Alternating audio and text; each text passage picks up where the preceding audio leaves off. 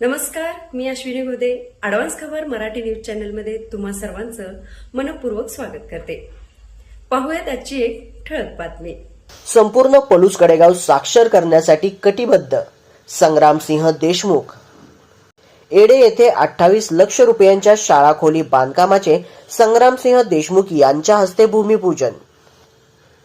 ज्ञान ही अशी संपत्ती आहे की ती कोणी चोरू शकत नाही आणि कोणी हिसकावूनही घेऊ शकत नाही.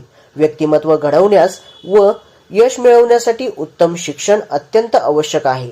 आजच्या आधुनिक तंत्रज्ञानाच्या जगात शिक्षणाला खूप महत्त्व असून उज्ज्वल भविष्यासाठी आवश्यक साधने असल्यासोबतच देशाच्या विकासात आणि प्रगतीतही ते अत्यंत महत्त्वाची भूमिका पार पाडत आहेत.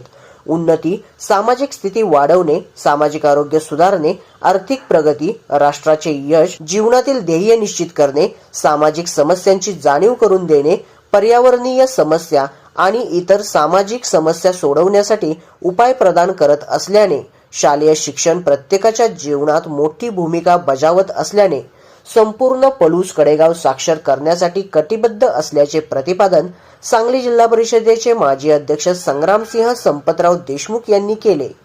ते एडे तालुका कडेगाव येथील जिल्हा परिषद शाळेच्या नूतन खोलीच्या भूमिपूजनाप्रसंगी आयोजित कार्यक्रमात बोलत होते. यावेळी उपसरपंच संभाजी बाबर, ग्रामपंचायत सदस्या रेखा शिंदे, सोसायटीचे व्हाईस चेअरमन शिवाजी घोलप, हनुमंत नाना कदम, विलास आप्पा अभंग प्रमुख उपस्थित होते.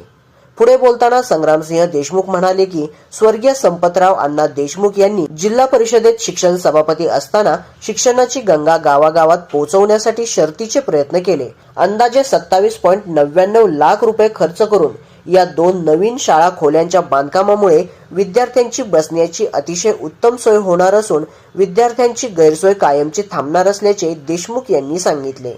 यावेळी आनंदराव चव्हाण, संपतराव अभंग, यशवंत पाटील, आनंदराव पाटील, तानाजी अभंग, मधुकर अभंग, वैभव कदम, तात्यासो जाधव, संभाजी कुंभार, वसंत कुंभार, सत्यवान पाटील, अनिल बाबर, चंद्रकांत बाबर, सूरज बाबर, आप्पाजी सरगर, वैभव कदम, सुधीर अभंग, दीपक काळे, विकास माने, अनिल रेणुशे, रामचंद्र कुंभार, सचिन कदम यांच्यासह येडे परिसरातील सर्व प्रमुख कार्यकर्ते, ग्रामस्थ आणि माजी सहकारी मोठ्या संख्येने उपस्थित होते.